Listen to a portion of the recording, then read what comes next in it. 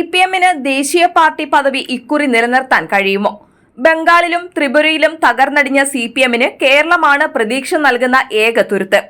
അതുകൊണ്ട് തന്നെ ഇത്തവണത്തെ പാർലമെന്റ് തെരഞ്ഞെടുപ്പ് കേരളത്തിൽ പാർട്ടിക്ക് നിർണായകമാണ്.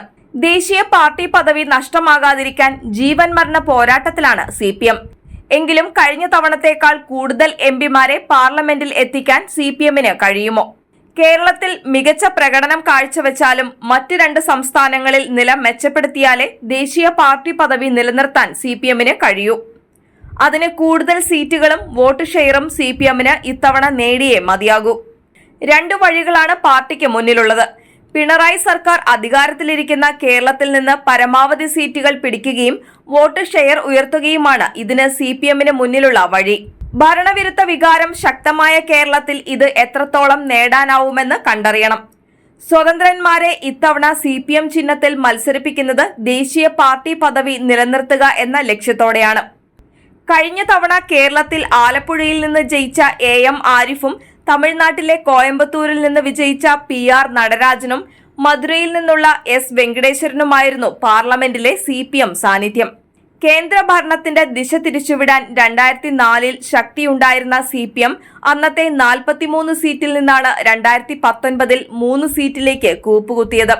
പ്രതിപക്ഷത്തിരിക്കുമ്പോൾ തൊഴിലാളികൾക്ക് ഒപ്പം ചേർന്ന് അഴിമതിക്കെതിരെ പ്രക്ഷോഭം നയിക്കുന്ന CPM അധികാരത്തിലേറിയാൽ അനുവർത്തിക്കുന്ന മുതലാളിത്ത ശൈലിയും ഫാസിസ്റ്റ് നടപടികളും അഴിമതിയുമാണ് ബംഗാളിലും ത്രിപുരയിലും പാർട്ടിയുടെ അസ്ഥിവാരം തോണ്ടിയത്. അവിടങ്ങളിൽ തിരിച്ചുവരവ് അസാധ്യമാം വിധം ജനങ്ങൾ CPM-നെ വെറുത്തു കഴിഞ്ഞു. കേരളത്തിലെ പിണറായി ഭരണവും സമാന രീതിയിലാണ് നീങ്ങുന്നത്. ബംഗാളും ത്രിപുരയും കൈവിട്ടതിനൊപ്പം കേരളത്തിലെ തിരിച്ചടിയുമാണ് ദേശീയ രാഷ്ട്രീയത്തിൽ CPM-ന്റെ നിറം കെടുത്തിയത്. ആ വൻ തകർച്ചയുടെ ഗ്രാഫ് ഭീകരമാണ്. 2004-ൽ ലോക്സഭയിൽ നിർണായക ശക്തിയായിരുന്നു CPM. പശ്ചിമ ബംഗാളിൽ നിന്ന് 26-ഉം കേരളത്തിൽ 12-ഉം തമിഴ്നാട്ടിലും ത്രിപുരയിലും 2 വീതവും ആന്ധ്രാപ്രദേശിൽ 1 സീറ്റും നേടിയാണ് 43 സീറ്റുകളിലേക്ക് CPM കുതിച്ചുയർന്നത്. അന്ന് 5.66% ആയിരുന്നു വോട്ട് ഷെയർ. 2009-ൽ മുമ്പത്തേതിന്റെ പകുതി പേരെ പോലും പാർലമെന്റിൽ എത്തിക്കാൻ CPM-ന് ആയില്ല. പാർട്ടിയുടെ ലോക്സഭാ സീറ്റുകളുടെ എണ്ണം 2009-ൽ 16ആയി കുറഞ്ഞു. ബംഗാളിൽ 9-ഉം കേരളത്തിൽ 4-ഉം ത്രിപുരയിൽ 2-ഉം തമിഴ്നാട്ടിൽ 1-ഉം സീറ്റുകളാണ് 2009-ൽ വിജയിച്ചത്.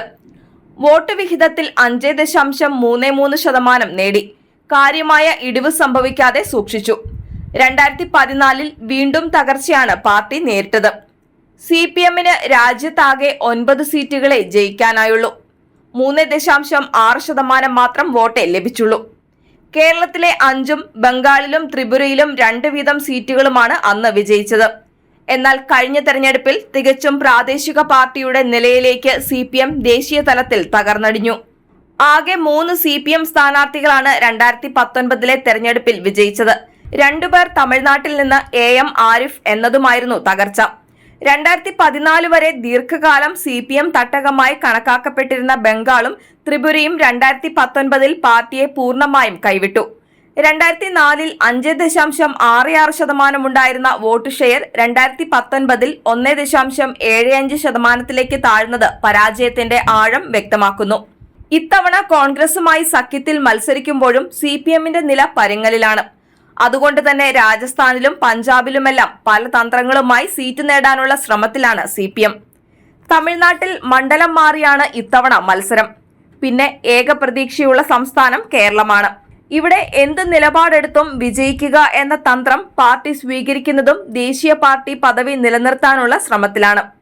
4-ഓ അതിലധികമോ സംസ്ഥാനങ്ങളിൽ സംസ്ഥാന പാർട്ടി എന്ന അംഗീകാരമുണ്ടെങ്കിലേ ഒരു പാർട്ടിക്ക് ദേശീയ പാർട്ടി പദവി ലഭിക്കൂ എന്നതാണ് ഒരു ചട്ടം.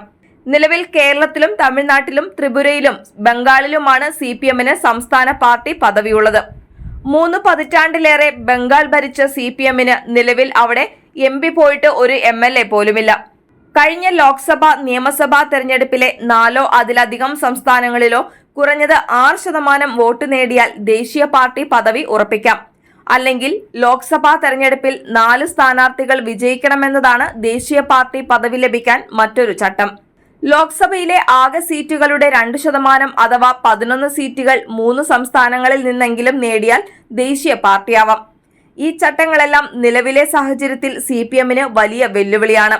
ഈ സാഹചര്യത്തെ അതിജീവിക്കാനാണ് കേരളമടക്കം CPM-ന് സാന്നിധ്യമുള്ള എല്ലായിടങ്ങളിലും പാർട്ടിയുടെ ശ്രമം.